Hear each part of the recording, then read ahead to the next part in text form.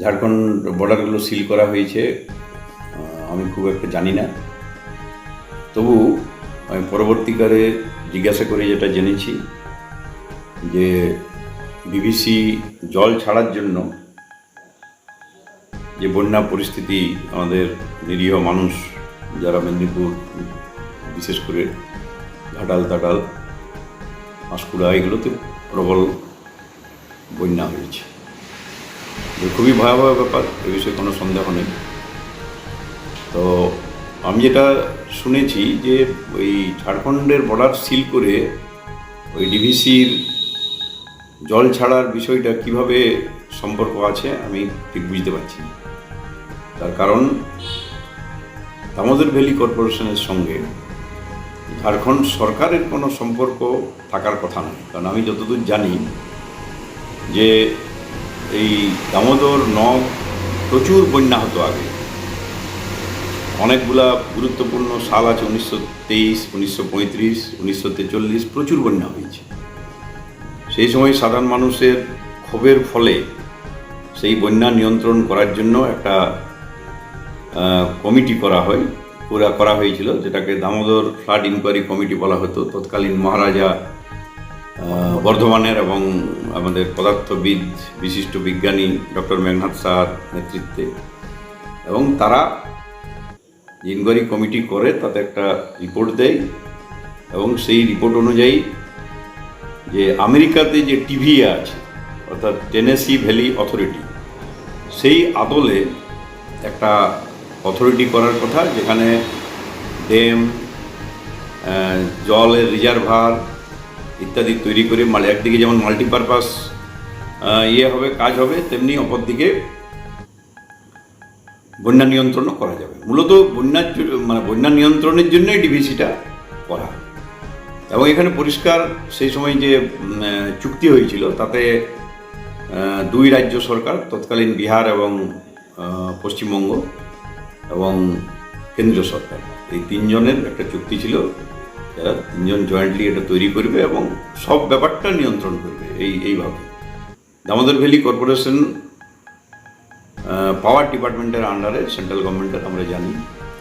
এবং সবথেকে গুরুত্বপূর্ণ কথা, এই বন্যা নো ডাউট ভয়াবহ, এবং এই বন্যাকে নিয়ন্ত্রণ করার জন্যে রাজ্য সরকারের এটা তো প্রায় আসছেই, তার জন্য তো কিছু রিমেডি মেজার আগে থেকে নেওয়া দরকার। এটা তো আবার 2 বছর 3 বছর পরে আবার দেখা যাবে বন্যা হচ্ছে। এই বিষয়টা আমার মনে হচ্ছে সরকারের একটু বেশি গুরুত্ব দেওয়া দরকার। ত্রাণ ভালোভাবে যেন সবাই পায়, এবং এই বন্যাটা নিয়ন্ত্রণের জন্যেই যেহেতু দামোদর ভ্যালি কর্পোরেশন তৈরি, এবং পরবর্তীকালে দামোদর ভ্যালি কর্পোরেশনের জল ছাড়ার জন্যেই পশ্চিমবঙ্গে যখন বন্যা হচ্ছে, তখন সেই যুগে যখন এত বড় কমিটি করে ডিভিসি হয়ে গেল, তখন হচ্ছে পশ্চিমবঙ্গ সরকারেরও এই ধরনের একটা কমিটি তৈরি করে এই বন্যা নিয়ন্ত্রণটা কীভাবে করা যায় তার কিছু বুদ্ধি বার করতে হবে। এবারে প্রশ্ন হচ্ছে, ডিভিসি আননেসেসারি জল ছেড়েছে বন্যার জন্যে, এই অভিযোগ করা হয়েছে। এই অভিযোগটা নিশ্চয়ই ভয়াবহ, কিন্তু এই অভিযোগ করার আগে আমার মনে হয় যে রেগুলেটরি অথরিটি আছে, সেখানে পশ্চিমবঙ্গ সরকার, ঝাড়খণ্ড সরকার এবং কেন্দ্রীয় সরকারের প্রতিনিধিরা থেকেই এই সিদ্ধান্তগুলো নেয়। এই কমিটিতে যারা সদস্য আছেন, আমি যতদূর জানি পশ্চিমবঙ্গ থেকেও একজন আছেন, চিফ ইঞ্জিনিয়ার ওয়াটার ইনভেস্টিগেশন, এরকম কিছু একটা। তো এই বিষয়টা যদি এরকম জল ছাড়ার সিদ্ধান্তটা হয়েই ছিল সেই কমিটিতে, তো আমার মনে হয় যিনি পশ্চিমবঙ্গের প্রতিনিধিত্ব করছিলেন তার উচিত ছিল আগেই রাজ্য সরকারকে সতর্ক করা। তো এই বিষয়টা এই ধরনের একটা হয়ে আছে। এখানে আরেকটা জিনিস আমার অবাক লাগছে, যেটা মাননীয় মুখ্যমন্ত্রী বলেছিলেন যে হেমন্ত সোরেন মহাশয় মুখ্যমন্ত্রী, তাকে জল কেন ছাড়ছে সেটা আমি বলেছিলাম। তিনি তার নিজের এলাকায় বন্যা আটকাতে জল ছাড়ছে, কিন্তু ঝাড়খণ্ডে বন্যা কোনোদিনই হবে না, ওটা সবাই জানে। পরবর্তীকালে হেমন্ত সোরেনের সাথে ডিভিসির কোনো সম্পর্ক আছে বলে আমার জানা নাই। যেমন ওয়েস্ট বেঙ্গলের চিফ মিনিস্টারের সম্পর্ক, তেমনি হেমন্ত সোরেনের সম্পর্ক, তিনিও চিফ মিনিস্টার, এবং ডিভিসির হেড অফিস কলকাতাতে আছে, সেটাও আমরা জানি, উল্টোডাঙাতে।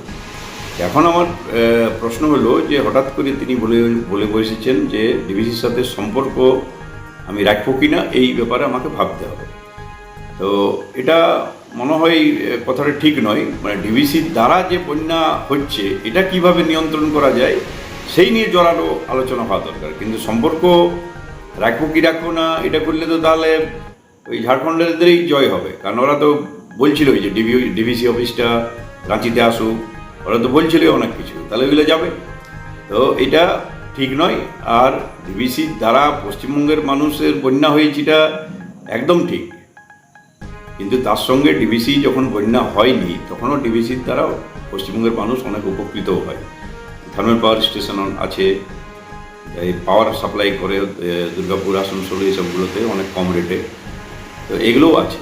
সুতরাং এই বন্যাতে মানুষের কাছে সরকারের অবিলম্বে দাঁড়ানো, ডিভিসিকে দোষ দিয়ে ডিভিসি এই ঝাড়খণ্ডের ট্রাক আটকে একটা নতুন সমস্যা তৈরি না করে যে বন্যা দুর্গত এলাকা যেগুলো বন্যাতে কবলিত হয়ে গেছে, বিশেষ করে মেদিনীপুর জেলা, তারাকে কিভাবে ত্রাণ দেওয়া যায়, তারাকে কিভাবে উদ্ধার করা যায় তার দিকে বেশি গুরুত্ব আমার মনে হচ্ছে দেওয়া উচিত। এবং পরবর্তীকালে এই ধরনের বন্যা ভবিষ্যতে যেন না হয়, কারণ ডিভিসি জল ছাড়বেই, যে কোনো অজুহাত হোক ছাড়বেই, ছাড়লে তো এই ধরনের ঘটনা ঘটবেই।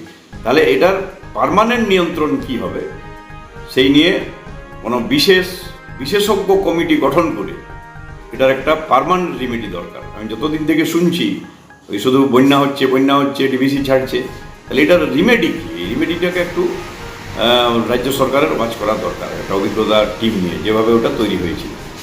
তো সুতরাং এই লরি সিল করে এটার কি মানে বদলা নেওয়া হলো বা এটা কি ব্যাপার, সাধারণ মানুষের অসুবিধা হলো। আমাদের বিশেষ করে পুরুলিয়া,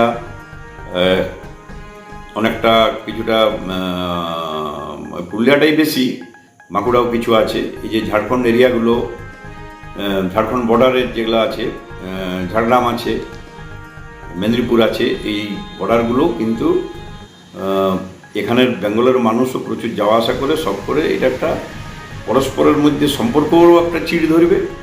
আর কি কারণ, সেই কারণটাও ঠিক বুঝে উঠতে আমরা পাচ্ছি না। আমার একটাই বক্তব্য, বন্যা নিয়ন্ত্রণে পশ্চিমবঙ্গ সরকারের এই যে ঘটনাটা বারবার পুনরাবৃত্তি হচ্ছে, ডিভিসি জল ছাড়ছে, এটা কিভাবে পার্মানেন্টলি সলভ করা যায় তার একটা বিশেষ ব্যবস্থা করা। সম্পর্ক ত্যাগ করছি বলে এটা সমাধান হবে বলে আমি মনে করছি না। এটা কিভাবে ঠিক করা যায় তার জন্য একটা কনস্ট্রাকটিভ আইডিয়া বিশেষজ্ঞ টিম নিয়ে করা দরকার বলে আমি মনে করি। তো এইভাবেই, এবং বর্তমানে যারা বন্যা দুর্গত আছেন তাকে সবাই মিলে ত্রাণ থেকে শুরু করে সব ব্যাপারে ভালোভাবে তারাকে উদ্ধার করে তাদের পুনর্বাসন এবং যে ক্ষতি হয়েছে সব ঠিকঠাক করা দরকার বলে আমি মনে করি। ধন্যবাদ।